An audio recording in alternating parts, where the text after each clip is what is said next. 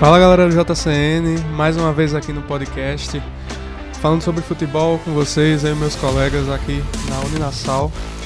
Primeiramente, queria pedir para você que se você ainda não segue a gente no Instagram, siga @jcn.sports e se inscreva no nosso canal no YouTube.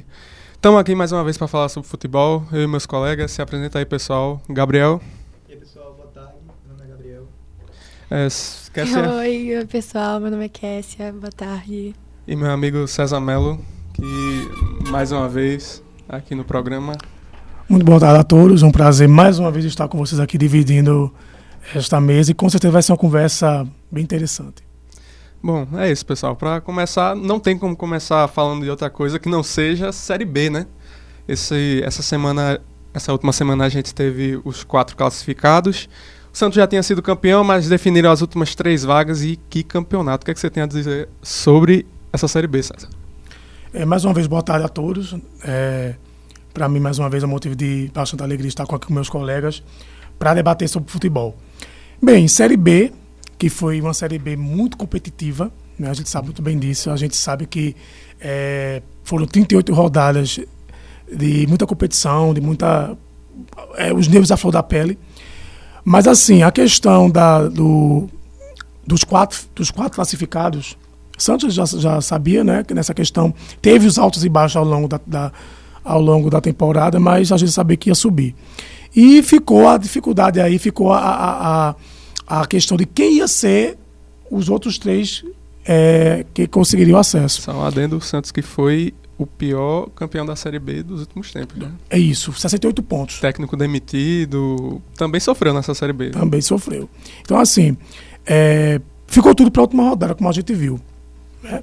Ficou tudo para a última rodada. E, para mim, já pontuando aqui, primeiramente, a grande decepção que eu acho, na minha opinião, foi o Novo Horizontino. Sem dúvida. Porque o Novo Horizontino, ele veio de uma... Praticamente, ele fez o campeonato todo no G4 e na última rodada, que era a cereja do bolo, como a gente diz, o Novo Horizontino não subiu. Então, assim, para mostrar que a Série B é muito competitiva. Certo? Não é para qualquer um. Tanto é que os três que conseguiram o acesso foram decididos na última rodada. Ao longo das conversas, a gente vai amadurecendo isso aí, mas eu já digo que, para mim, a decepção deste grupo de elite da Série B foi o Novo Horizontino. Novo Horizontino que mais um ano, né, amargou no 5º colocado. Ano passado até acho que foi mais tranquilo para eles, porque eles brigaram muito ali em cima da tabela, mas não chegaram a, vamos subir. Sim. Esse ano foi muito diferente, eles passaram boa parte, acho que quase todas as rodadas. Sim, no G4. E saíram, enfim, muito frustrante. O que é que tu tem a dizer, Gabs, sobre essa Série B? Bom, então, Antônio, é como tu e César falaram mesmo, essa Série B foi muito disputada, mas eu acho que realmente foi uma decepção muito grande para o Novo Horizontino, porque eles chegaram ali no começo do campeonato a disputar o título com o Santos em algum momento, até, se não me falha a memória, assumiram a primeira colocação. E apesar do jogo contra o Goiás ser um pouco mais difícil do que os outros times que estavam brigando com ele, eles estavam muito bem no jogo, poderiam ter vencido, perderam várias oportunidades e acabaram tomando um gol no contra-ataque e ficaram de fora da Série A de 2025. E tu, Cassia? O que eu posso pontuar é que o que aconteceu às 8h16 do dia 24 é o gol do Goiás, o pênalti para o Sport e o gol anulado do Ceará, que é inesquecível. Um show de emoções aí para a torcida do Sport, que recebeu a notícia, né? Tudo de uma vez. Exato. E, enfim, o Sport, falando agora especificamente do Sport, né? Fez uma partida de Série A mesmo, assim.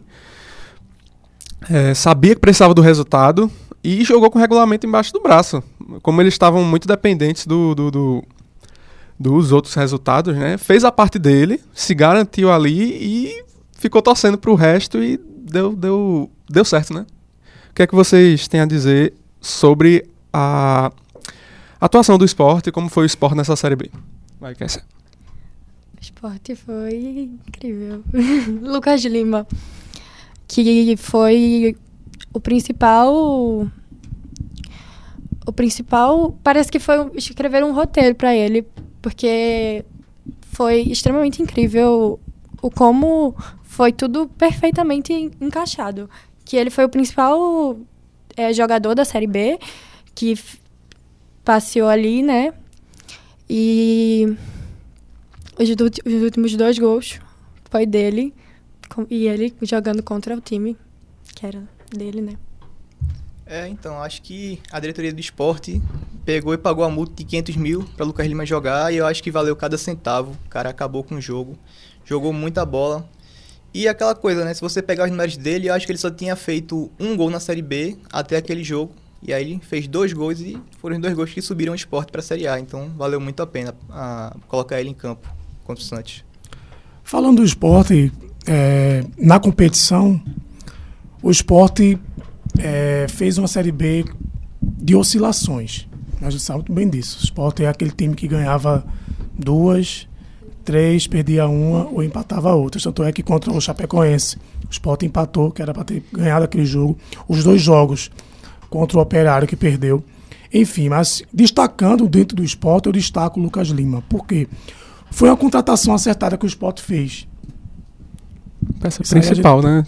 Foi essencial, assim. Peça ele voltou, principal. parece, feito o que você falou, parece que ele voltou pro lugar que ele deveria ter saído, pro lugar né? que ele não deveria ter saído. Tipo, a gente sabe como foram as atuações dele por Palmeiras e Santos. Inclusive, a última atuação dele no Santos, a torcida ficou mal com a torcida, né? Ele não é bem visto pela torcida. Parece que era realmente...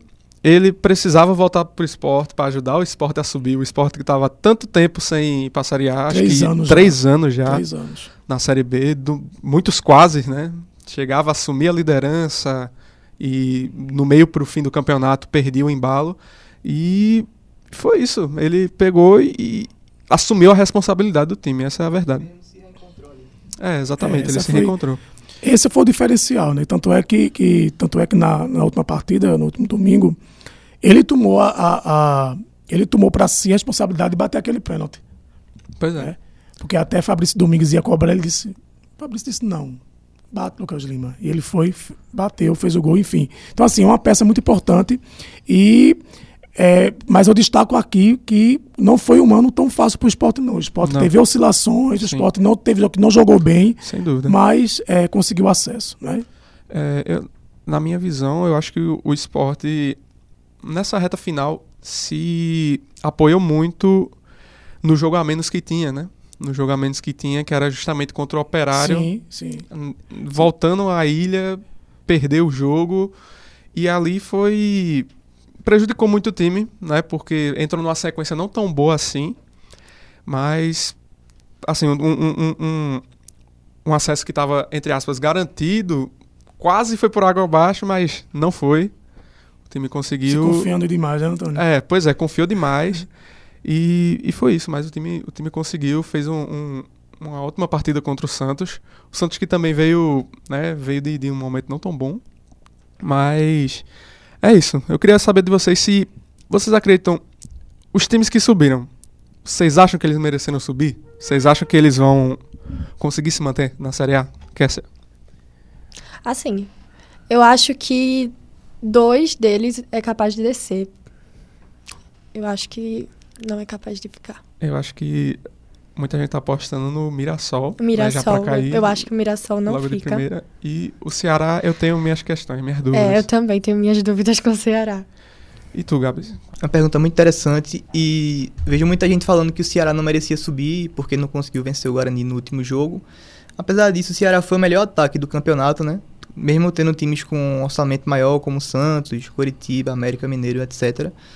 Eu acho que Ceará e Sport são 2 times que têm condições sim de se manter na Série A do ano que vem, e o Santos também, obviamente. Então acho que ali o que tem mais chance de ser rebaixado ano que vem é o Mirassol, entre os 4. Primeira vez, né? Primeira vez na Série A e tal. Não é fora do comum. Mas também muita gente tem questionado a questão do Santos, né? Porque o próprio, agora ex-técnico, cara, ele falou que o time nem tinha um planejamento para a Série A. O que é que tu acha disso, César? Vê, a gente sabe que o Santos, de todos os times da Série B, era o maior, né? Assim, Sim. Com relação à folha, em estrutura, enfim. Só que assim, a gente sabe que o Santos da Série A não será o Santos da Série B. O time precisa fazer uma reformulação, precisa fazer um bom plantel, certo? Contratar um bom técnico para que esse técnico possa fazer uma boa estrutura durante a próxima temporada. Lembrando que o Santos vai jogar uma Série A. Então, assim, fazendo a tua pergunta, eu acho que o Santos ele vai encontrar alguma dificuldade ao longo da Série A do próximo ano. Isso aí é fato, isso aí a gente tem que entender que sim. A primeira temporada para se manter, mesmo que seja um time feito o Santos, de certa forma é difícil, né? Entendeu? Então, assim, eu penso que ele vai contratar de acordo com as condições que o Santos tem. Entendeu? E com relação a quem permanece na Série A do próximo ano, ou quem cai, desses 4 que subiu, eu acredito que, vou com o Gabriel também, eu acredito que o Mirassol, eu acho que é o primeiro, que é o único que pode dar essa oscilada, né? Porque o Mirassol está indo para a Série A agora, a primeira Série A dele, nunca jogou uma Série A, entendeu? Vai ter que se adaptar à Série A. E o Sport e o Ceará já jogaram, então eu acredito que vai por essa questão de ser o Mirassol mesmo. Entendeu, só um fato curioso, que agora o Mirassol entra para aquela lista, igual a Chapecoense entrou quando subiu, de times que nunca caíram, né? Só foi subindo, e é isso. O que tu acha, Kessa? Eu já falei que eu achava. Foi verdade. Você falou, eu esqueci dessa parte, mas tudo bem. É isso. Que é o Mirassol. A gente, nesse ano, vai ter na Série A 5 times do Nordeste. Você já conseguiu imaginar isso? Tipo, eu acho que eu tenho 19 anos, eu não lembro de algum ano que teve mais do que, não sei, 3 times do Nordeste no máximo. Normalmente era, não sei, Sport, Bahia e Vitória. Aí alguém caía e não conseguia voltar mais. Qual a importância de ter tantos times do Nordeste, assim, 1/4 da Série A, pra vocês? Ter 5 equipes da região da elite reflete o crescimento e a competitividade. Ter 5 equipes da região região do Nordeste reflete o crescimento e a competitividade no futebol. Isso valoriza muito os campeonatos locais, tipo a Copa do Nordeste, que tem se mostrado um celeiro, assim, de talentos e fortalece mais os clubes com maior visibilidade nacional. Essa Copa do Nordeste, que inclusive tá tendo um problema em relação às datas, né? Eu acho que no último podcast a gente até... Foi uma das pautas, foi isso, né? E o futebol nordestino tá vindo em alta. Tá vindo em alta, os times vão conseguir se manter, aparentemente, os times do Nordeste na Série A, e tem tudo para ser um grande campeonato mais uma vez. O que é que tu acha disso aí, César? Antônio, a gente tem que entender que o Nordeste agora está vivendo um novo patamar. Certeza. Certo? Tanto é que no primeiro semestre, uma das competições mais importantes aqui que eu acho do Brasil, que o pessoal fica olhando tudo para cá, é a Copa do Nordeste. É um celeiro aqui pra gente que mora aqui na região Nordeste. Então, assim, ter 5 times na Série A do Nordeste eleva muito o futebol nordestino, certo? Claro que, lembrando que desses 5, uns têm seus pontos fracos, seus pontos fortes, precisa melhorar, mas, enfim, é muito importante para o Nordeste, porque eleva a questão do futebol em si. A gente sabe muitas vezes que o futebol tem essa mistura de emoções. Sim, e sem dúvida. A gente tá vendo 5 times do Nordeste na Série A, é uma coisa... como é que eu posso te explicar? É colocar como se fosse... colocar o torcedor junto com o seu time numa Série A. Entendeu? Então, assim, eu acho muito importante. E a gente que gosta de lotar estádio...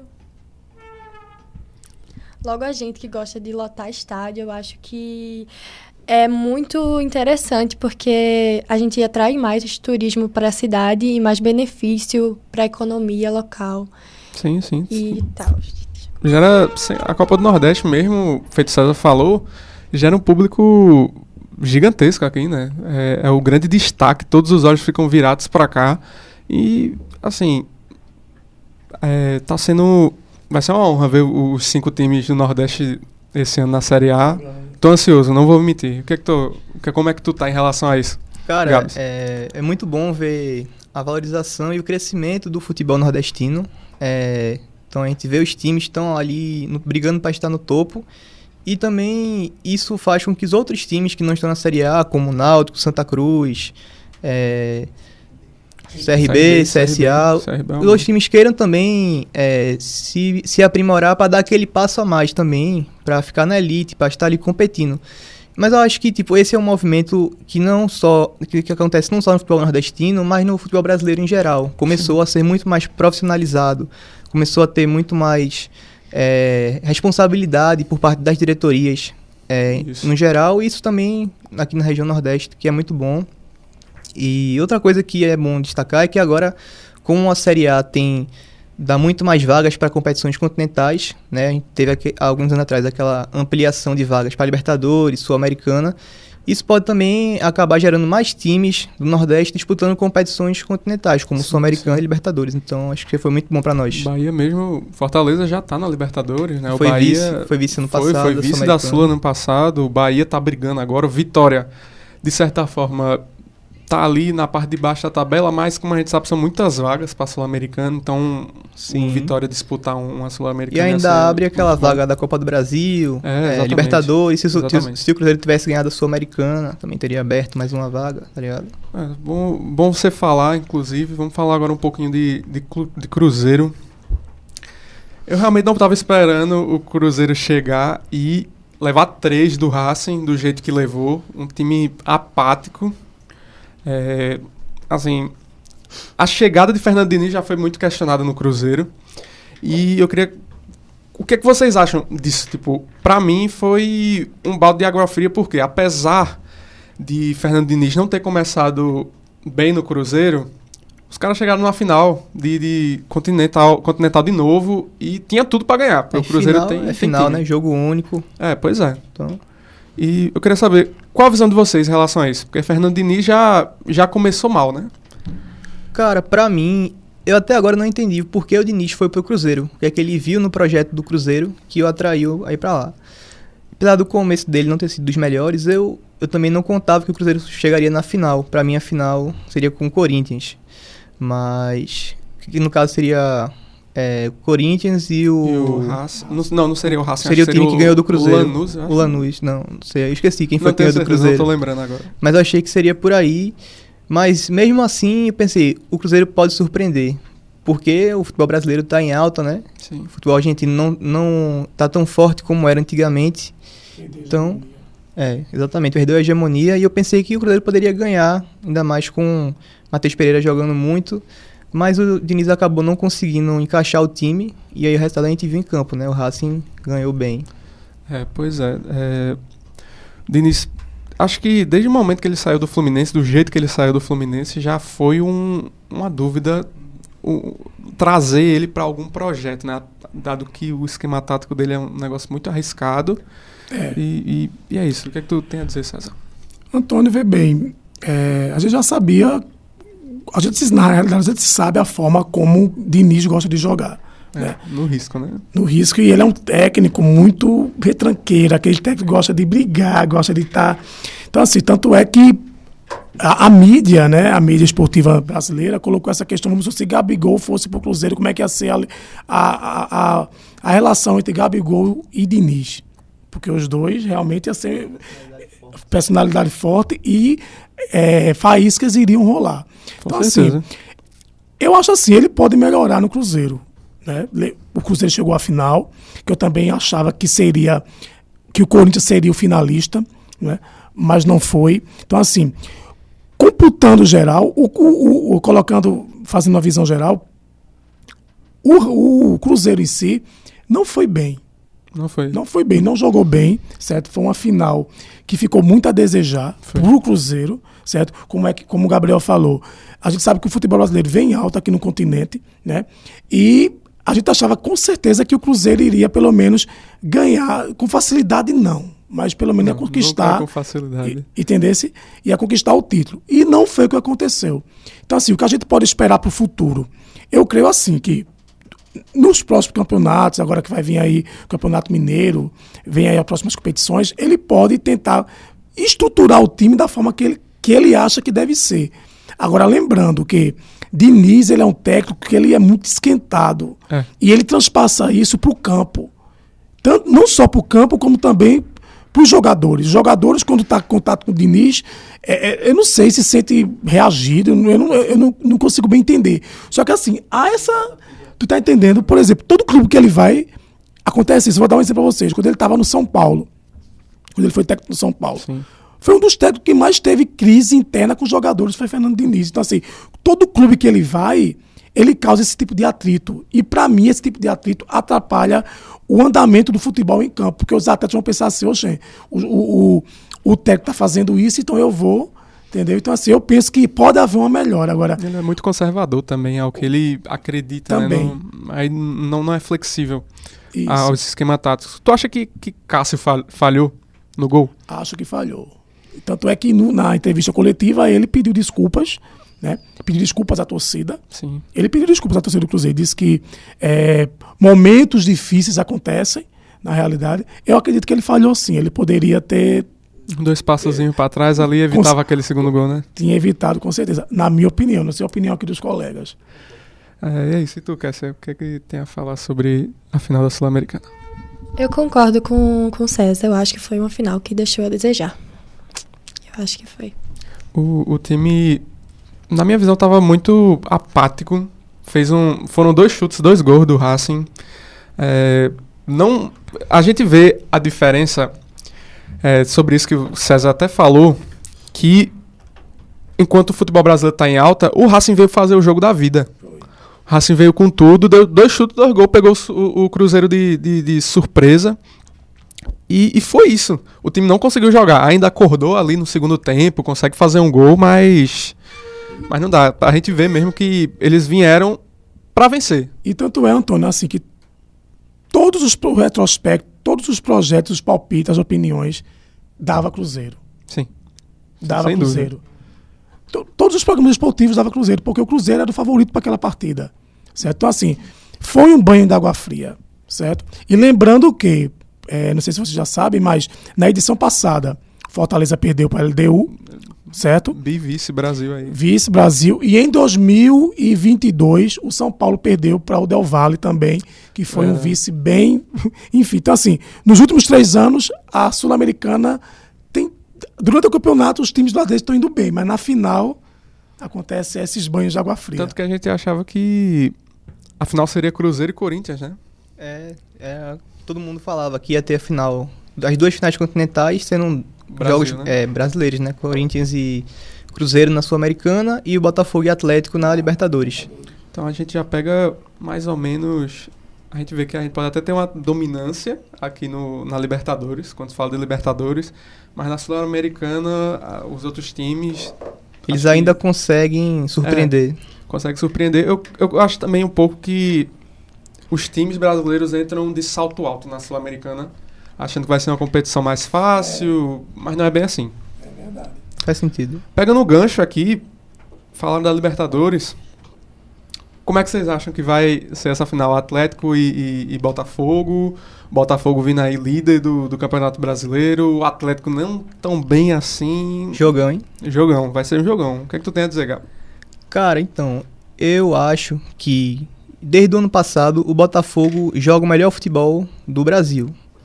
Pipocou, deu uma pipocadinha no passado no Brasileiro, é verdade. Mas em questão de bola jogada ali, sempre foi muito bom. E agora esse ano eles reforçaram o time. E o que vinha acontecendo tanto com o Botafogo quanto com o Galo nessa reta final é que os dois estavam em uma má fase, né? O Galo, se não me engano, já não vence nenhuma partida há cerca de 10 jogos e perdeu a Copa do Brasil para o Flamengo. E o Botafogo, antes dessa última vitória agora, contra o Palmeiras, ele também vinha numa fase meio ruim. Então a gente tava ali, não sabia como ia ser essa final, tava meio nublado. Mas agora eu acho que com a vitória do Botafogo, deu uma confiança extra pro time. E eu acho que eles vão confirmar o favorito e vão ganhar seu primeiro título continental, né? Libertadores. E tu, César? Concordo, faço das minhas palavras a palavra de Gabriel. Concordo plenamente. O Atlético Mineiro vem de 10 derrotas, gente. Vem de 10 resultados ruins, né? 10 resultados ruins, que não produz, assim, ele não produz em campo. O Botafogo... Tipo, o Atlético Goianiense ganhou deles, né? Algo assim. Foi, realmente. Então, assim, vai ser um jogo complicado, não vai ser um jogo fácil. Não vai ser. Certo? Não vai ser um jogo fácil, mas assim, o Botafogo tem favoritismo. Né? Tanto é que no jogo de ontem, que a gente vai falar mais à frente, que você vai falar mais à frente, ganhou do Palmeiras, certo? Um jogo que a gente achava que ia ser... era o jogo do campeonato. Ali foi o jogo do campeonato. E o Botafogo vai muito bem para esse jogo. Tanto é que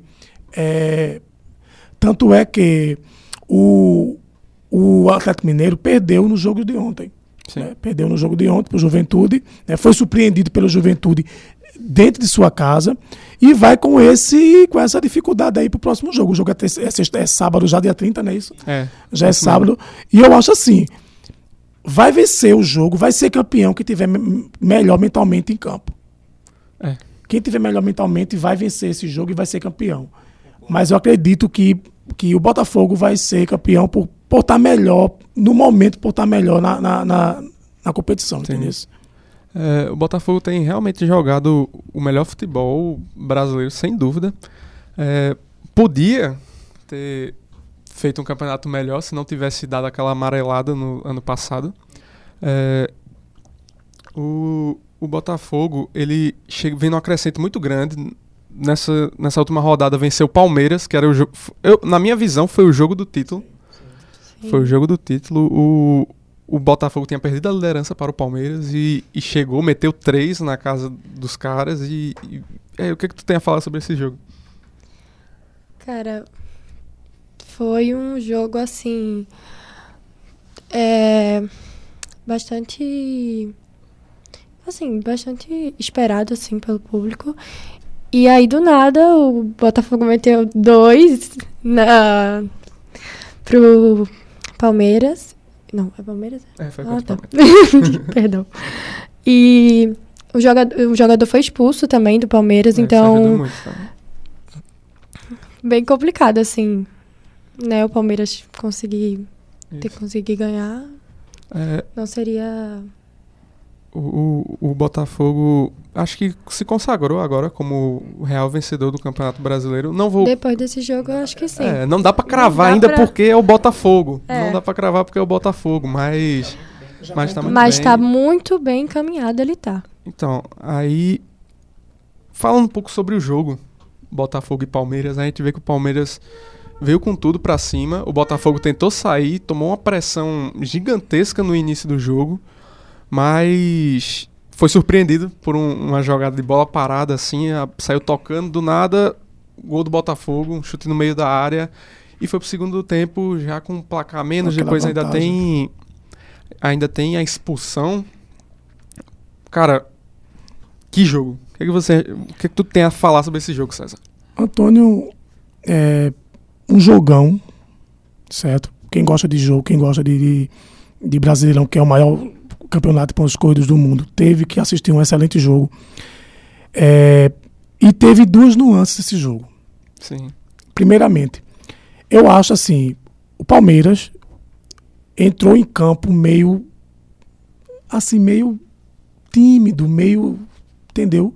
Tanto é que quando começou o jogo em si, o Botafogo começou a pressionar. Sim. O Botafogo pressionou o jogo todo. E quando o Gregory fez o primeiro gol, como eu posso dizer? Quando o Gregory fez o primeiro gol, sacramentou tudo. Sim, eu tive a impressão... Jogada ensaiada, entendeu? Tive a impressão que o Palmeiras se desesperou com esse primeiro gol. Começou a se perder dali, porque o Palmeiras estava vindo bem no jogo. Eu acredito assim, que eles não achavam que ia tomar um gol tão cedo como tomou. Entendeu? Então, assim, aquilo ali atrapalhou um pouco os planos do Palmeiras para o jogo.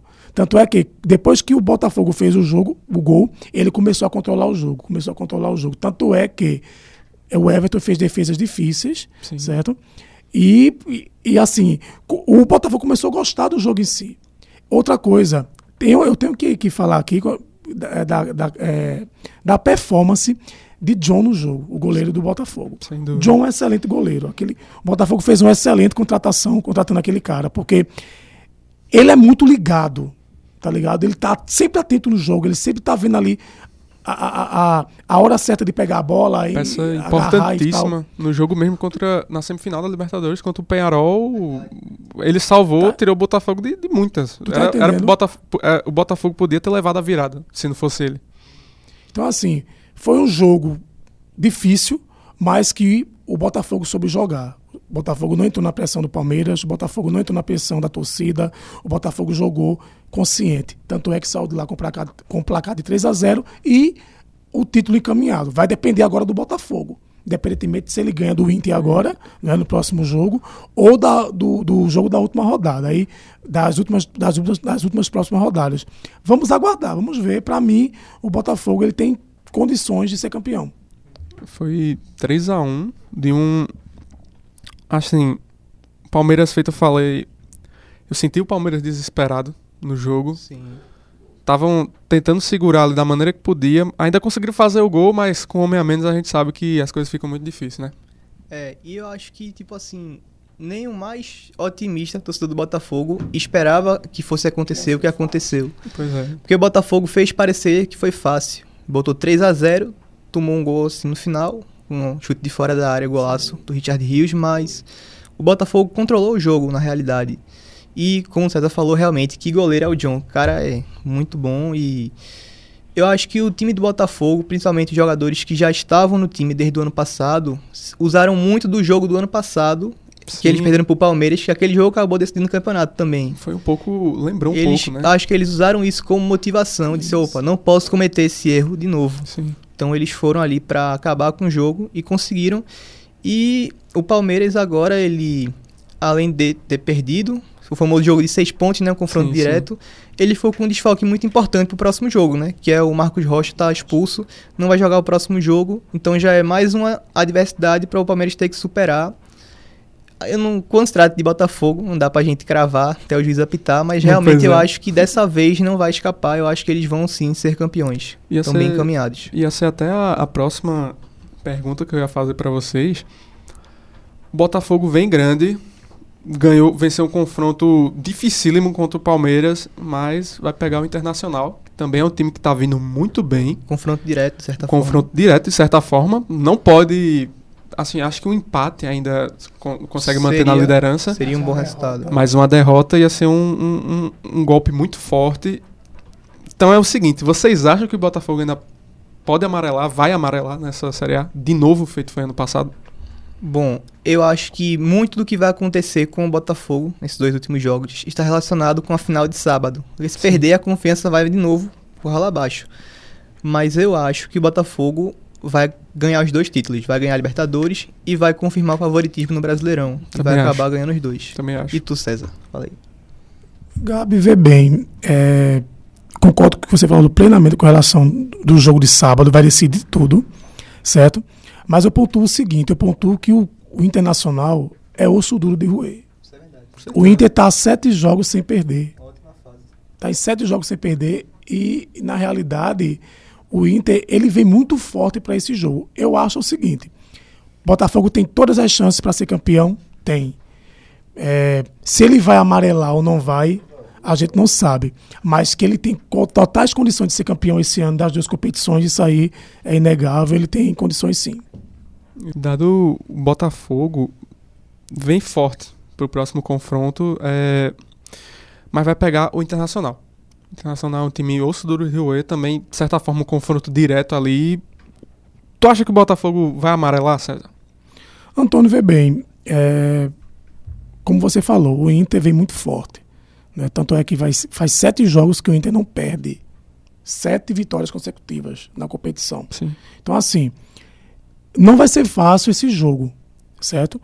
Mas pelo futebol que eu vejo que o Botafogo tá tendo, ele pode ter êxito sim, certo? Não cravando que ele vai vencer, mas porque vai ser um jogo muito difícil, na realidade. Mas ele é favorito, eu ainda acredito que ele é favorito de ganhar do Inter pela forma que ele vem jogando, certo? Com relação a ser campeão da Série A, eu não vou cravar que ele vai ser campeão, porque possa ser que ele amarele. Uhum. Ele pode ser campeão, certo? Das 2 equipes, das 2 competições, tanto da Copa da Libertadores quanto do Brasileirão. Mas assim, é esperar para ver, é aguardar. Tem um bom futebol, certo? Um futebol crescente, mas vai enfrentar uma grande equipe. E outra coisa, vai depender também de como ele vai suportar o resultado de sábado. Né? Vamos supor, ele seja campeão, maravilha, vai vir com tudo. E se ele perder para o Atlético Mineiro? Né? Então, esse jogo está marcado para terça-feira, parece já, né? Na próxima eu semana, acho que terça-feira. Então, assim, vai depender muito do que ele fizer agora na final da Libertadores e como é que ele vai continuar essa crescente aí para os próximos jogos. Jogo que vai ser importantíssimo pro Palmeiras, caso dê ruim, né? Porque o Palmeiras pega um Cruzeiro, o Cruzeiro frustrado, obviamente, por causa da Sim. final da Sul-Americana. E caso o Inter vença o Botafogo, o Palmeiras reassume a liderança. E outra coisa, para concluir aqui minha fala, não se admirem se for decidir tudo na última rodada, viu? Não, claro que não. Não se admirem se for decidir tudo na última rodada. Enfim, igual a Série B. Vamos aguardar. É isso. Muito obrigado, pessoal, pela presença de todos vocês. Queria dar um aviso agora por último. Vai ser nosso último podcast esse ano, mas 2025 vem com tudo. Vamos voltar aí com falar de futebol, vamos falar de basquete, como já teve aqui. Teremos também podcast de Fórmula 1. E é isso. Muito obrigado a todos. Muito obrigado pela participação de vocês. É uma honra estar aqui com vocês, de verdade. Tirar esse projeto do papel está sendo maravilhoso. E é isso. Siga o JCN no Instagram, @jcn.sports. Se inscreva no nosso canal do YouTube para mais. É isso. Obrigado a todos.